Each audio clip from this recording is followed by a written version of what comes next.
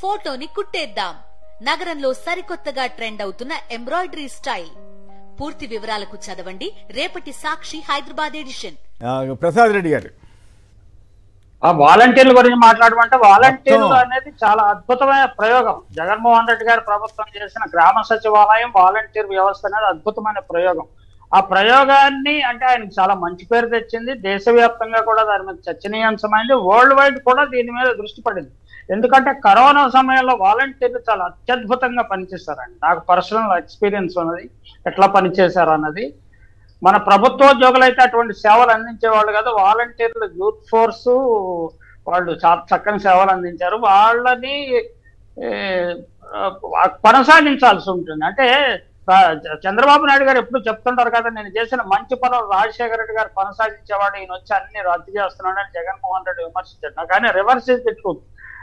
జగన్మోహన్ రెడ్డి గారు చేసిన చాలా చాలా చాలా మంచి పనులను చంద్రబాబు నాయుడు అక్కసుతోనో లేకపోతే దుఃఖతోనో వాటిని తిరగతోడుతున్నాడు. చాలా తప్పిదాలు చేస్తున్నాడు అండి. అబద్ధాలు చెప్పడం ఒకటే కాదు, తప్పిద నిర్ణయాలు చేస్తున్నాడు. ఆంధ్రప్రదేశ్ భవిష్యత్తును కొంచెం ఇబ్బందికరమైన పరిస్థితుల్లోకి నెడుతున్నాడు. అంటే ఈ సమాజం దీన్ని సరిచేసుకోవటానికి అవసరమైన ప్రతిఘటన, ఆందోళన, విమర్శలు జరుగుతాయో జరగవు అనేది మనము భవిష్యత్తులో తేలుతుంది. కానీ వికేంద్రీకరణ అనే అత్యద్భుతమైన సూత్రాన్ని, అది గాంధీజీ కలలో కన్నా సూత్రాన్ని ఎందుకు దెబ్బతీయాలనుకున్నారో ఇది అర్థం కాని పరిస్థితి. కేవలం అక్కస్తోటి. నిజానికి వాలంటీర్లు కూడా రాజకీయంగా వైసీపీకి గత ఎన్నికల్లో పెద్దగా ఉపయోగపడినట్లేదు. చంద్రబాబు నాయుడు గారి ఆశలు చూపించి 10,000 జీతం అవుతుంది, మన ఉద్యోగాలు భద్రత ఏర్పడుతుంది అన్న భావంతో వారు అటు కొంతమంది ఇటు కొంతమంది చేసినట్టు ఉంది. కాబట్టి అదేదో వైసీపీ కార్యకర్తలతో నింపేసిన యంత్రాంగం అనే ఒక దుష్ప్రచారం చేశారు. నిజానికి అది కాదండి. అన్ని పార్టీల వాళ్ళు వచ్చారు. ముఖ్యంగా తెలుగుదేశం వాళ్ళ పార్టీ వాళ్ళు కూడా చాలా మంది ఎన్నికయ్యారు. ఎందుకంటే వాళ్ళు చాలా చురుగ్గా రాజకీయాల్లో పాల్గొనే అలవాటు ఉన్నవారు కాబట్టి వాళ్ళు కూడా సెలెక్ట్ అయ్యారు. ఇప్పుడు దీన్ని షార్ట్ సైటెడ్నెస్ తోటి ఆయన జీతాలు పెంచడం అనేది, అది వాలంటరీ ఫోర్స్ అలా కొనసాగుతూ దాన్ని సద్వినియోగం చేసుకోవడం, అవసరమైతే నెంబర్స్ ని కుదించడం. అంటే 50 ఇళ్లకు ఒక వాలంటీర్ అనేది కొంచెం ఎక్కువ అని నేను కూడా ఆ రోజుల్లో భావించాను, విమర్శ కూడా చేశాను. దాన్ని తగ్గించి వాలంటీర్ వ్యవస్థను కొనసాగించడం సబబుగా ఉంటుంది. కాకపోతే ఆయన ఎవరైనా చెప్తే మంచి చెప్తే వినే మూడ్ లో ఉన్నట్లేదు ఆయనకి. అంటే ఈ మధ్య ఒక టాక్ వచ్చిందండి, ఇప్పుడు ఉన్న వాళ్ళందరినీ తీసేయడానికి ఇవన్నీ నడిపి ఆ తర్వాత తెలుగుదేశం వాళ్ళని వేసుకోవాలి అనేటువంటి ఒక ఆలోచన కూడా ఉంది. అందులో భాగంగానే ఇవన్నీ చేస్తున్నారా అనేది ఒక సందేహం. బట్ అసలు వాలంటీర్ల వ్యవస్థే లేదని ఇప్పుడు చెబుతున్నారు కాబట్టి మరి నిజంగా తీసేస్తారా? తీసేశారు ఆల్రెడీ. అయితే కొత్త వాళ్ళని వేయకుండా ఉంటారా? జనం అడిగారు కాబట్టి వేస్తున్నామని చెబుతారా?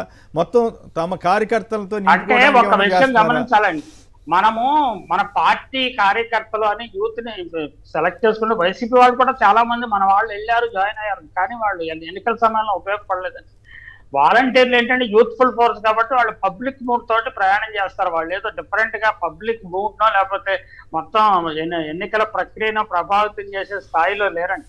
Social leaders are more powerful than volunteers అనేది మన ఎన్నికల్లో చాలా స్పష్టంగా ప్రూవ్ అయింది. అది కాబట్టి ఆ ప్రయోగం ఆ స్వార్థంతో చేస్తే అది సక్సెస్ కాదండి. అలాగే ఆశా వర్కర్లని కాంగ్రెస్ వాళ్ళు ఏర్పాటు చేశారు, తెలుగుదేశం వాళ్ళు ఏర్పాటు చేశారు. కానీ ఎక్కువ మంది వాళ్ళు వామపక్షాల వైపు మొగ్గు చూపుతారు. అలాగే టీచర్లలో కూడా ఎక్కువ మంది కాంగ్రెస్ వాళ్ళు చేసినా టీడీపీ వాళ్ళు ఏర్పాటు చేసినా ఎక్కువ వామపక్ష భావాల వైపు మొగ్గు చూపుతారు. కాబట్టి వాళ్ళకి ఇండిపెండెంట్ గా వాళ్ళ డెసిషన్స్ వాళ్ళు తీసుకుంటారు. తప్పు కూడా కాదు, అలా ఉండటమే కరెక్ట్ కూడా. ఏదో ప్రభుత్వం ఏదో వైసీపీ నాకు ఉద్యోగం వచ్చింది కాబట్టి నేను విధేయంగా ఉండాలి అనే ఆలోచన కూడా కరెక్ట్ కాదండి. YCP is doing the right thing, we should support them అనే ఆలోచన ఉండాలి. ఏదైనా వికేంద్రీకరణ అనే ప్రయోగాన్ని దెబ్బతీయటము, మళ్ళీ అధికారాన్ని అంతా అమరావతిలో కేంద్రీకరించాలని చూడటము, 3 చోట్ల వ్యవస్థలను ఏర్పాటు చేయాలన్న చక్కని ఆలోచనను దెబ్బతీయటం అనేది ఆంధ్రప్రదేశ్ ఇంకొక పాయింట్ అండి. ఏదో హైకోర్టు బెంచ్ వచ్చేస్తున్నట్టు వాళ్ళు మళ్ళీ బిల్డప్ వాళ్ళు రాసుకున్నారు, వస్తే అది ఒక రకం. కానీ ఈలోగా ఆఫీసులన్నీ తరలించేస్తున్నారు, దాని గురించి రాయకుండా చెబుతున్నారు. మరి ఖచ్చితంగా నేను మొదటి నుంచి చెప్తున్నానండి, ఇదేంటంటే this may lead to another division of the state. 3 రాష్ట్రాలు అయ్యే ప్రమాదం ఉన్నదని నేను చాలా సార్లు చెప్పాను. ఇది ఇప్పుడు చంద్రబాబు వేస్తున్న బీజాలు, ఈ విష బీజాల వల్ల రాష్ట్రము మూడు ముక్కలయ్యే ప్రమాదం ఉన్నది. అలా కాకుండా ఇంటిగ్రేటెడ్ గా డెవలప్ అయితే మనం అందరం సంతోషిస్తాం. హైదరాబాద్ లో జరిగింది, మళ్ళీ అమరావతిలో అసలు నిర్మాణానికి అనువు కాని చోట్ల మళ్ళీ 10,000 కోట్లు ఖర్చు పెట్టి ఏది ప్రొటెక్షన్ వాల్స్ నిర్మించడము, కాలం చేయడం, ఏం ఆలోచన మనకు అర్థం కావట్లేదు. మన ఇంగితానికి కన్వెన్షనల్ విజడమ్ కి చంద్రబాబు అర్థం కావట్లేదు. మరి ఆయన ఆలోచన ఏంటో, ఆయన ఏంటంటే తన అనుచరులకు దోచిపెట్టడానికి ఏర్పాటు చేస్తున్నాడా, అక్కడ ఉండే రియల్ ఎస్టేట్ వ్యాపారులకు ప్రయోజనమా, లేకపోతే ఎన్ఆర్ఐ మిత్రులకు సహాయం చేయటం ఏంటో మనకు తెలియదు. వాటర్ ఫ్రంట్ అనేది no more advisable. Waterfront రాజధానులు అనేది ప్రపంచవ్యాప్తంగా ఎక్కడ వర్షాలు విపరీతంగా ప్యాటర్న్ మారిపోయిందండి. మారిపోవడం వల్ల ఎప్పుడు జలప్రలయం ముంచుకొస్తుందో తెలియని పరిస్థితి.